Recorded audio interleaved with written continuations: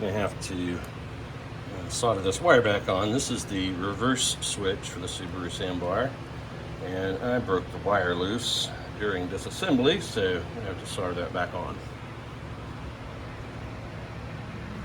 Anyway, reverse switch is right at the end of the transmission. I have the tank reassembled. It's sealed on the inside. Fuel float detector is in place.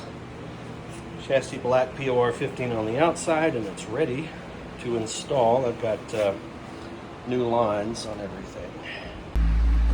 I'm also going to capture a little bit of footage to document the condition of the chassis post rust protection. I've got all the things that I felt needed to be coated. Let's get a little more light here. The frame rail that was hidden by the tank. This is the fuel filler hose.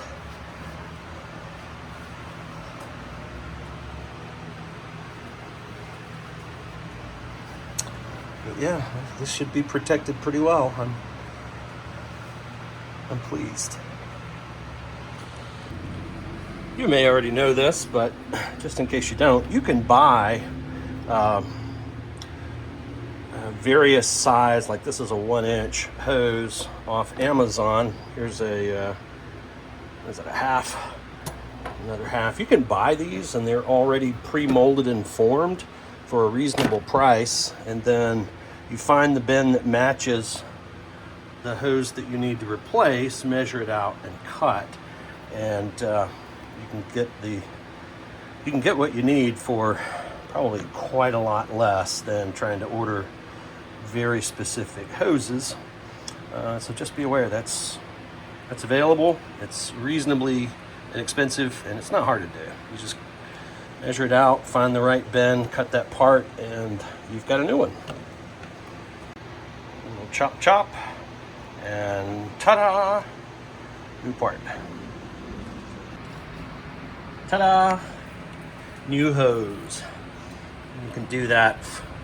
You can replace a bunch of hoses for a pretty, reasonable amount of money.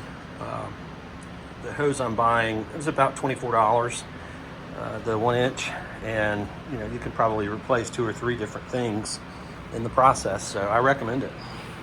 Reassembly. I think this is how it goes. I think this one is going to tuck back up and connect to the intake plenum. That one goes there, and this one right here, I believe, is going to connect there. So that's what I think we're supposed to do. And then I think this one, of course, is still on the chassis, as is this one. And I think that's first and that's second, first, and then this pipe, I believe, is connecting to the heater core hose, which I think is that one. Making progress on reassembling the engine. I'm about to put the cross member support in place. Got a bunch of new hoses. I painted things that might rust.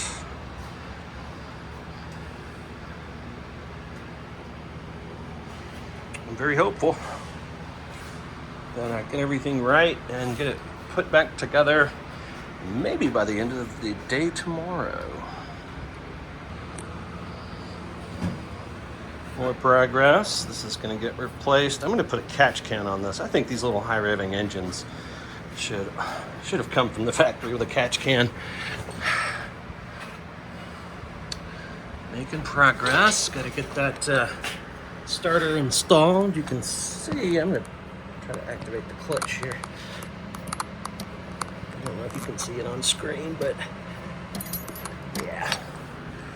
Sweet. Okay, final prep. I'm about to position the engine on my stand, table, and jack for installation tomorrow. And I think I have put every single thing on the engine that it's logical to do before moving it into position. That excludes the air box, because that's going to get in the way of connecting one of the cooling hoses. And I should say drivetrain. This is the whole thing. And I thought I would get a little bit of footage to document, because it has been helpful for me to look back and see exactly what was where. Maybe it'll be helpful again.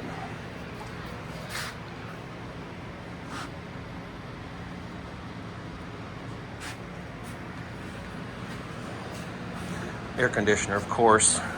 I left it sealed up so as to not lose the charge. But this is where we are.